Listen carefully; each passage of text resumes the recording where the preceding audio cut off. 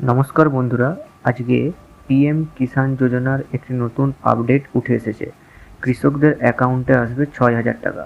PM কিষাণ ফের আবেদন শুরু। ২৩তম কিস্তির আগে দারুণ সুযোগ। দেশের অন্নদাতাদের জন্য বড় ঘোষণা কেন্দ্রের। প্রধানমন্ত্রী কিষাণ সম্মান নিধি প্রকল্পে ফের শুরু হয়েছে নতুন নাম নথিভুক্তকরণ বা রেজিস্ট্রেশন প্রক্রিয়া। এর ফলে যে সমস্ত কৃষক এখনও এই প্রকল্পের আওতায় আসেননি তাদের কাছে এটি সুবর্ণ সুযোগ। জুলাই মাসেই আসতে পারে ২৩তম কিস্তির টাকা।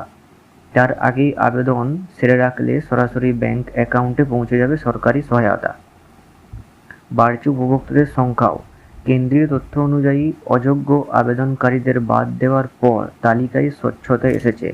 ২১তম কিস্তিতে সুবিধাভোগীর সংখ্যা ছিল ৯.35 কোটি, যা ২২তম কিস্তিতে বেড়ে দাঁড়িয়েছে ৯.45 কোটিতে। আসন্ন ২৩তম কিস্তিতে আরও ১০ লক্ষ নতুন কৃষক এই তালিকায় যুক্ত হতে চলেছেন। বছরে ৩টি কিস্তিতে মোট ৬,০০০ টাকা করে সরাসরি কৃষকদের অ্যাকাউন্টে পাঠায় মোদী সরকার। তবে কবে ঢুকবে পরবর্তী কিস্তির টাকা?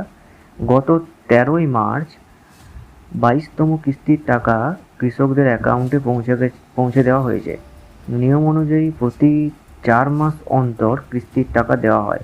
সেই হিসেবে পরবর্তী অর্থাৎ ২৩তম কিস্তির টাকা আগামী জুলাই মাসে আসার প্রবল সম্ভাবনা রয়েছে।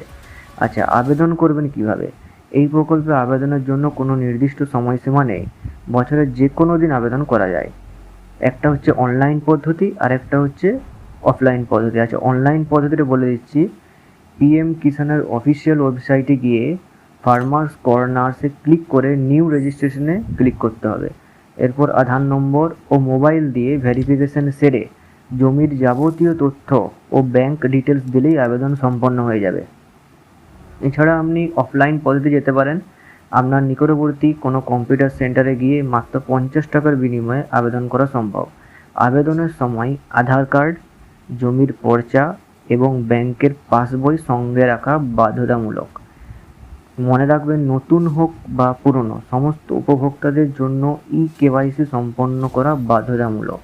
যারা এখনও এই প্রক্রিয়া সারেননি তাদের টাকা আটকে যেতে পারে। তাই দেরি না করে আজই নাম নথিভুক্ত করে সরকারি সুবিধা সুনিশ্চিত করুন। আর আমার এই ভিডিওটি ভালো লাগলে একটা লাইক করবেন এবং কমেন্ট করবেন যাতে পরবর্তী ভিডিও